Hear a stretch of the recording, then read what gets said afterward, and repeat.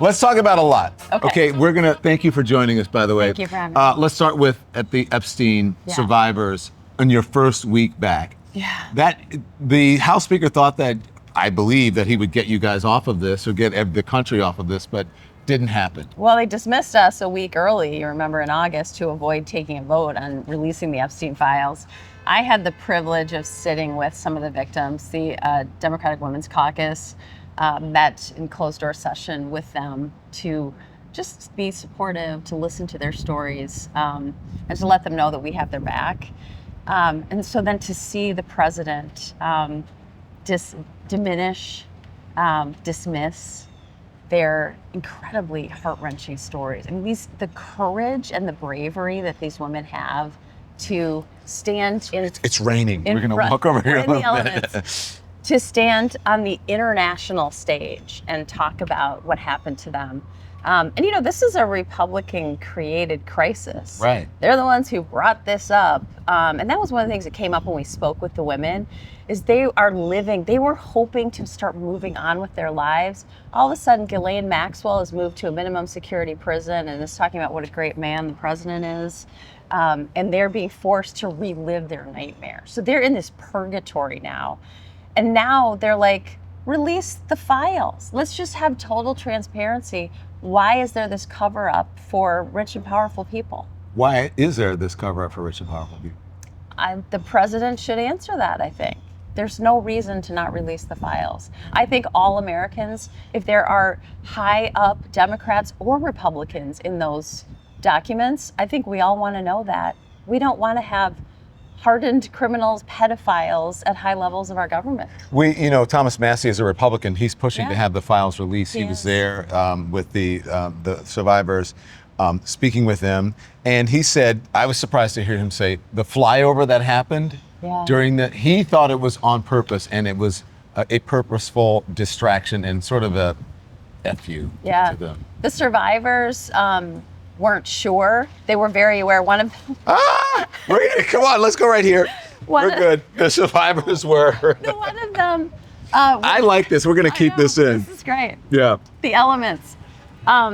They wanted the woman who was speaking when the flyover happened was completely drowned out. So she stopped and waited, and we brought it up when we met with them. And they were so focused on sharing their stories, and they were obviously nervous. And didn't really put together what had happened. So it was just sort of further outraged when they realized what he had done. But they didn't know at the time he was in the Oval Office saying it was a hoax, and really just disrespecting them. So disrespecting them, yeah. Yeah. You were in that meeting with the 6 victims, right? They met with Oversight Committee the night before they all spoke up. I heard that was a very tense meeting. Yeah, I heard that too. I'm not on the Oversight Committee, so I was not part of that meeting, but I was part of the meeting with the Democratic Women's Caucus. Okay. So it was just a group of women listening to these female victims. And it was a very intense meeting. You know, many women share the experience of sexual assault, unfortunately. And men, I'm a survivor. Exactly. But I mean, and that came up too. Many more women many than more men. women, but men many too. more. Yeah, absolutely. Yeah. And to have their stories minimized, diminished, called a hoax, incredibly painful. Yeah. It would seem like a no-brainer to me that the Republicans would get on board with this. You do have some I think it's surprising allies at least in this moment. Yeah, I agree. How do you feel about them? I'm proud of their bravery. People ask me what am I most surprised about as a freshman member of Congress. I'm most surprised at the lack of patriotism of my colleagues on the other side of the aisle. Honestly, passing policies. We're getting wet. It's all right. Supporting policies that are going to hurt the American people and hurt our country. Yeah. So I am impressed that they are willing to stand up in this moment for the survivors. The least we can do, they're asking us to release these files. Let's release them. You're a trooper because you're out here. You're like, this means a lot to you. A lot of folks are today. They're like, I'm going to go. I'm going to leave. You're like, let's do this. Absolutely. Why do you think it's important to be out in the elements, speaking to independent media about such issues? Well, I mean, you think about what these women who were girls at the time went through. the manipulation, the grooming, the sexual abuse and rape that they underwent, and then to be gaslit. Sorry. Comedy of errors. That was a water bottle, but go on. Yeah. To be gaslit. To be gaslit and told that they're lying, that this is a hoax, that they're making this up, when in fact Republicans and Republican right-wing media has sowed conspiracy theories around this and has pushed this. Pam Bondi, Attorney General, you remember she said they're on my desk. Yeah. Soon to it's be a lot. released. Yeah, you're going to see all Yeah. this stuff. And then we learned that she told the president that he is in the files. We don't know in what capacity. But Redacted his name. it strikes me that that is the least we can do for these women who have been through the horror of what they've been through. I want to move on and talk about other horrors, because when you were on break, there was this horrible school shooting. Yeah. 2 kids died, and of course the shooter, and this is you're a physician, but also this is your state, right? Yeah, And- right next to my district, yeah. You know, I know a lot of people in the Annunciation Catholic school community. Many of us, of course, do. It's just so horrifying. And here we are again in this uniquely American problem that we keep doing again and again. To lose these 2 8 and 10-year-old little children, little kids, and the horror of so many others being shot. You know, I attended the vigil that happens kind of spontaneously the night of the shootings, and I spoke to some of the law enforcement officers, and they were just shaken. One of them said, I don't know if some of our guys are going to get over this. And you can imagine the scene that they walked into of little children's bodies blown apart by this gunfire, blood everywhere, traumatized children. This is the thing with gun violence. We think about how many people died and were injured. The ripple effect through a community goes on and on and on. The trauma of gun violence in the United States is not well enough studied, in my view, but we know anecdotally and from some evidence that the trauma goes on and on. I think about my fellow healthcare workers who were there ready to accept this mass casualty event at HCMC, which is our big level 1 trauma center in Minneapolis. They're going through it too. Yeah. The director of emergency medicine at HCMC did a press conference, did such an outstanding job explaining what had happened, explaining how they cared for these kids, and mentioned the trauma that the healthcare workers went through, are still going through, and will continue to go through. I think inevitably, if we don't do something, every single community will be, but every single community, I believe, most of them have gun issues, right? Because there are more guns in America than there are people. But when it hits that close to home, can you try to at least explain to people what that feels like? Well, you know, as a physician, I'm a mom, I've got 3 kids, I'm a physician. Knowing that in the United States, the #1 killer of children is gun violence, it's horrifying. And it's not drag queens? I'm just, yeah. you know what I'm saying? Anyways, go on. I do. Yeah. No, not even close. It's preventable.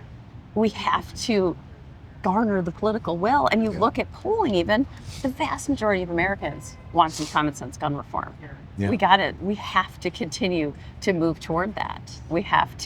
Elections have consequences. We have to move toward a space where we have leaders who want to make change. The Don Lemon Show is brought to you by the Freedom from Religion Foundation. So let's talk some facts here. Across the U.S., politicians are pushing religion into public schools. Posters of the 10 Commandments, chaplains without clinical training, vouchers that reroute public money to private religious schools, many that exclude LGBTQ students or non-Christians. It is happening right now. But the Freedom from Religion Foundation, they're fighting back and they're winning. I want to tell you about what they did recently. Just recently, a federal court issued a preliminary injunction stopping a Texas law that would have forced public schools to display the 10 Commandments, to display it in every single classroom. That is what defending the First Amendment looks like. That's what it looks like in courts, in Congress, and in classrooms, protecting students from religious coercion and keeping public education truly public. Learn more at ffrf.org/school or text my first name, Don, to 511-511. That's DON to 511-511. Don't let your rights be rewritten. Visit ffrf.org/school or text DON to 511-511. Text fees may apply. Support comes from Lean. Look, we've all seen the fad diets, the juice cleanses, the cabbage soup, raw food crazes. You lose a few pounds and then you gain it right back. Doctors even have a name for it. It's called weight cycling. Half of Americans do it. They lose 10 pounds, they gain back 12, and over time, that roller coaster can lead to diabetes, liver problems, even heart disease.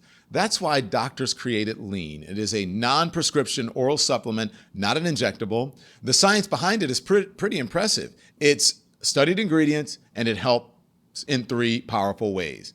Lean helps maintain healthy blood sugar. It controls appetite and cravings, and it helps burn fat by converting it into energy. So the weight comes off and the weight stays off. Now, if you're ready to break the cycle and lose meaningful weight at a healthy pace, add Lean to your diet and exercise routine. Right now, get up to 20% off at takelean.com when you enter the code LEMON. That's LEMON at takelean.com. And remember, use that code word. And thanks to all of our sponsors. And it's not only frustrating, I think it's insulting to the people who are involved when folks say, this is the time to offer thoughts and prayers. We shouldn't be politicizing this or talking about those issues. We need to respect. I think it's completely disrespectful that you don't talk about it, because now we're doing this. I don't think it's even a week out. Yeah. And have you heard about it? Have you guys discussed it? We've moved on, right? Well, and I thought the principal of Annunciation Catholic School at the press conference, in the wake of what had just happened to his school, to these beautiful little kids, had the presence of mind to quote this African proverb where he said, "We have to pray, but we have to move our feet while we're praying." So beautiful.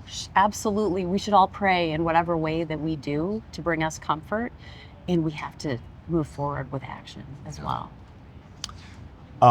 Speaking of things that are overwhelmingly unbelievable that we haven't dealt with, and that is coming to some sort of consensus on vaccinations. Florida is saying, you heard they made an announcement saying, hey, no more mandates on vaccinations and this kind of whatever. And then you have RFK Jr., his stance on vaccinations.